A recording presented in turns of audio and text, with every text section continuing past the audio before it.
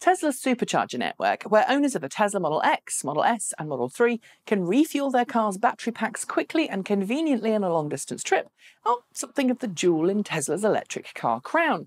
Sure, the Model S is the quickest production car out there, the Model X is the world's quickest SUV, and the Model 3 is the car that's gained the most pre-orders before the launch of any vehicle. But while each of these cars have their own merit and reasons for being popular, Tesla's Supercharger network is the one thing that makes owning and driving long-distance trips in each of these cars so easy. In order to duplicate the ownership experience, then any rival firm seeking to go after Tesla in the EV marketplace would first need to build or invest heavily in its own network of rapid charging stations. To date, most automakers have chosen to either fund the expansion of existing rapid charging infrastructure or just leave it entirely to market forces. But with its first electric car, the Mission E sedan, due to enter into production next year, Porsche is following Tesla and building its own rapid charging network. First, it announced that it would be installing dedicated high-power CCS quick charging stations in its home country of Germany. But this week, the firm has confirmed its intent to build 500 dedicated CCS quick charging stations in the US before the Mission E goes on sale in the second half of next year. Of those 500 stations, some 190 will be located at Porsche dealerships across the US, but the rest will be located along major highway routes. It's not clear if each location will have a single rapid charging unit or if Porsche is planning to copy Tesla and have multiple charging stalls at each location. But given that Porsche spent nearly $100,000 installing 6 rapid charging stations at its Atlanta headquarters last year, I'm guessing a multi-stall approach per site does seem to make more sense.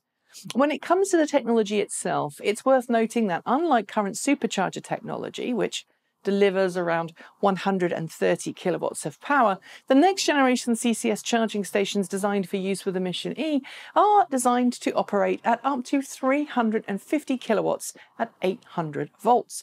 That translates to a 0 to 80% rapid charge of the Porsche Mission E's 90 kilowatt hour or thereabouts battery pack in just 15 minutes. Of course, the power requirements for that kind of charging infrastructure aren't small. So I'm guessing that Porsche will not only have to pay a lot for the charging stations to be installed, but also pay a pretty penny to have the local electrical distribution service upgraded to handle those massive power demands. As for dealers, well, the Porsche CEO of North America, Klaus Zellmer, told Automotive News that dealerships will likely have to pay 6 digits to have their own CCS quick charging station installed.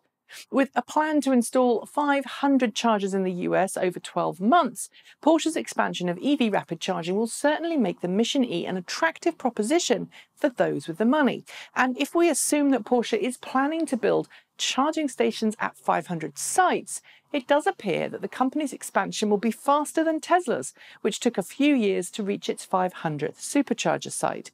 If Porsche is planning on installing just one rapid charger at each location, however, Tesla may still just have it beat if we compare it to the time it took Tesla to reach 500 active charging stalls. Unlike Tesla's supercharger network, which Tesla's CEO Elon Musk has said will never be anything that Tesla makes a profit on, Porsche has been clear from the start that it intends to make money from its supercharger equivalent sites.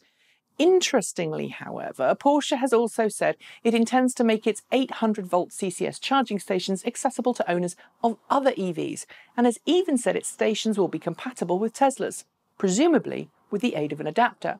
At the moment, there aren't really any electric cars out there equipped with CCS that will be able to take advantage of that 350 kilowatt maximum output with these new units. But with Volkswagen, Audi and Mercedes-Benz all planning CCS-compatible cars that feature the next-generation higher voltage CCS connector, it won't be long before there are plenty of cars that will. Which brings me back to the question of this episode. Will Porsche be able to mimic the supercharger network? Well, it certainly won't have the supercharger network beaten to start with in terms of availability or pricing.